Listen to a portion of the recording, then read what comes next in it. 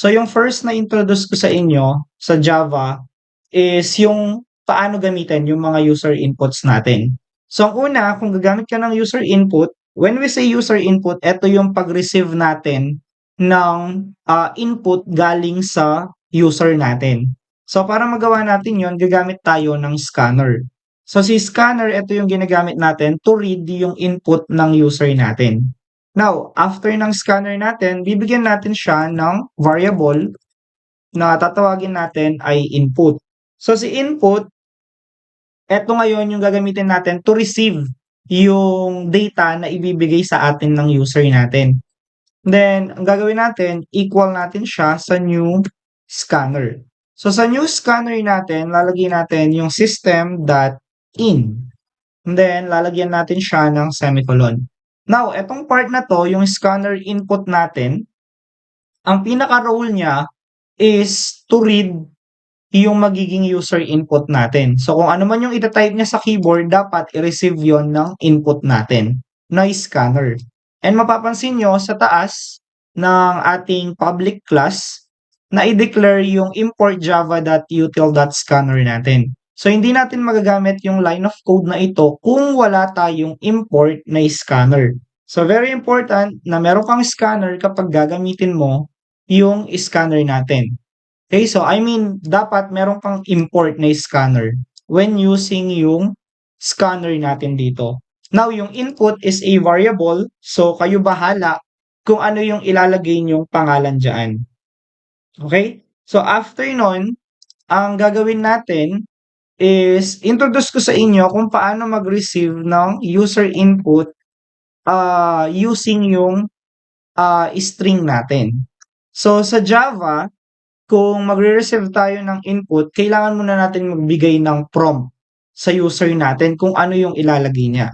So, para makapag-print tayo sa mismong console natin or sa monitor natin, ang ilalagay natin ay system.out.print, tapos ang gagawin natin, magkakaroon siya ng opening and closing parenthesis, and then magkakaroon siya ng double quotation. So sa loob ng double quotation, diyan nyo ilalagay kung ano yung gusto nyong ipa-input sa mismong user natin. So in this case, ang gusto nating ipa-input is enter first number. And then colon and then space.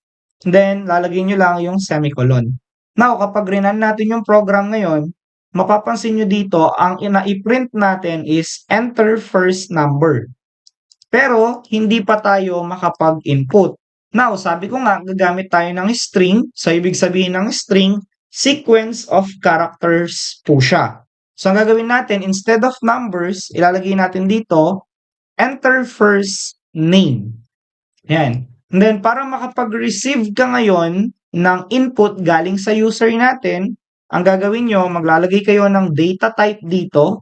So, ang data type, guys, ito yung type of data na i-receive natin. So, ngayon, ang type of data natin ay string, ibig sabihin, sequence of characters siya. Or known as words, mga ganon, or sentences, mga ganon. Then, after ng data type natin, ibibigay natin yung magiging variable natin.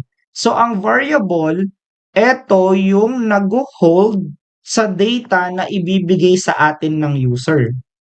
So, for example, since first name ang i-receive ko, ang ilalagay kong variable ay first name. And then, equal ko siya. So, ito na yung magbabasa sa input ng user natin. So, tatawagin ko si scanner input. And then, ang gagamitin natin, dot next line.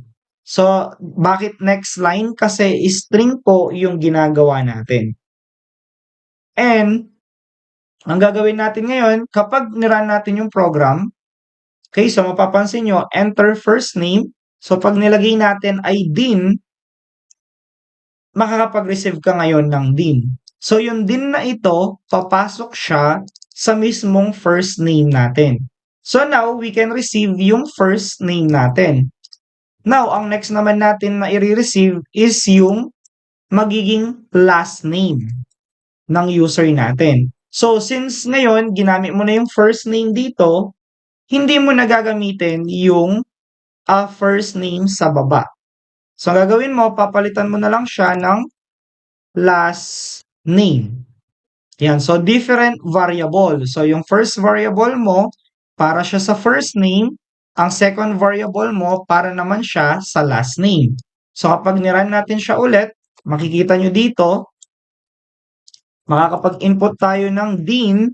So, yung last name niya will be Dean. Okay, so for example, Din yung magiging first and last name niya.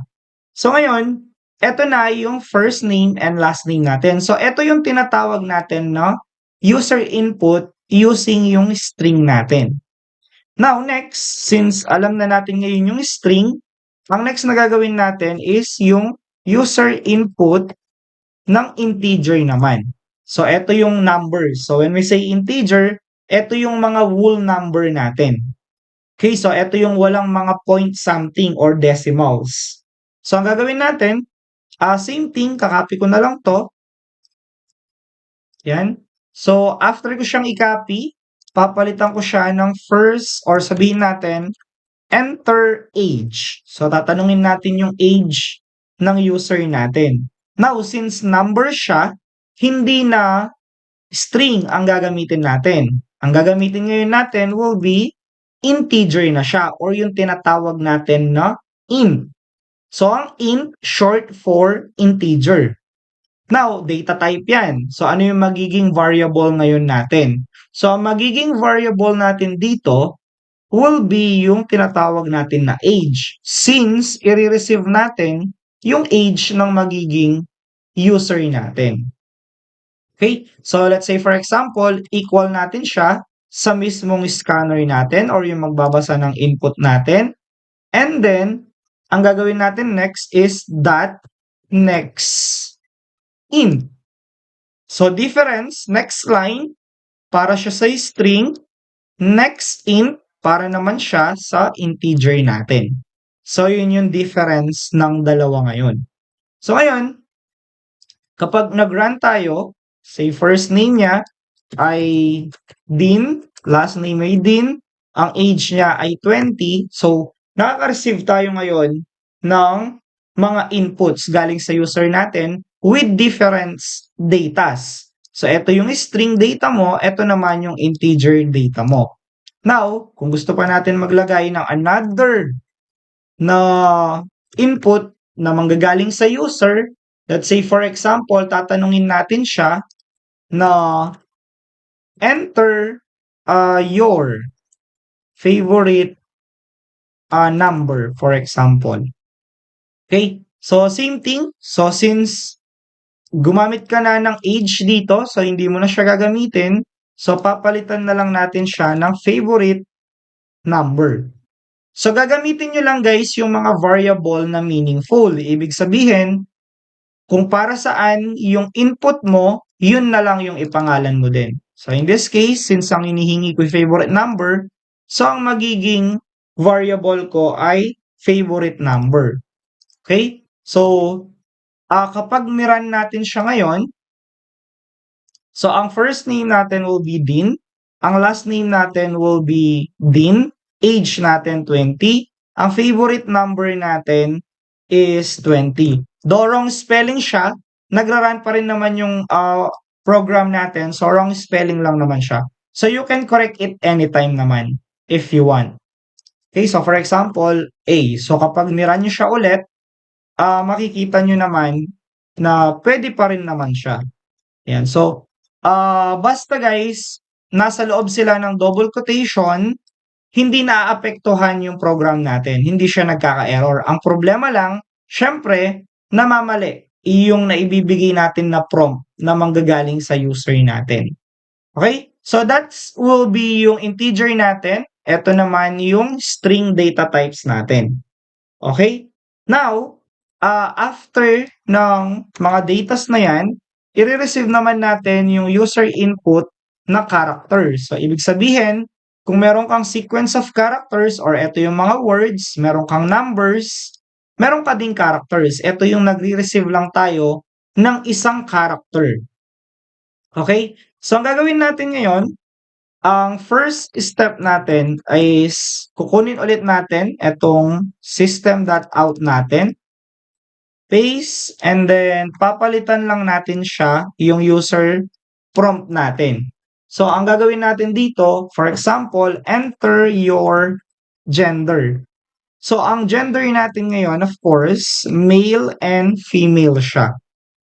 So, yun yung magiging basis ngayon natin. Now, after nyan, since character yung data types natin, guys, so tatawagin nyo yung char. Okay? Short for character. Since gender ang hinihingi ko, ang variable ko ngayon ay gender siya. And then, tatawagin ko yung input natin, which is yung scanner. And then, gagamit ako ng next para yan sa character natin. Tapos, magda-dot pa tayo dito. Kukunin natin yung char at. Tapos, maglalagay kayo ng 0 dito. So, ang 0 guys, yan yung index natin. So, kumbaga, dyan natin sinisave yung character natin. So, ang indexing guys, so every letters na ipoprompt ngayon ng user natin, papasok siya sa index 0 natin. So soon, malalaman nyo kung para saan si index, pero at least alam nyo ngayon na lalagyan siya, index 0, lalagyan siya ng mga datas natin. Now, ang gagawin natin next is semicolon natin siya. And then, after ng ating character na gender, ikakopy ulit natin siya. And then, paste natin. Now, papalitan lang natin yung prompt natin dito. So, lalagay natin dito ay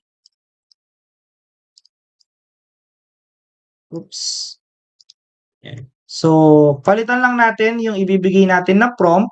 Gawin natin, enter your grade section. So, yung section natin from A to Z siya. Yan.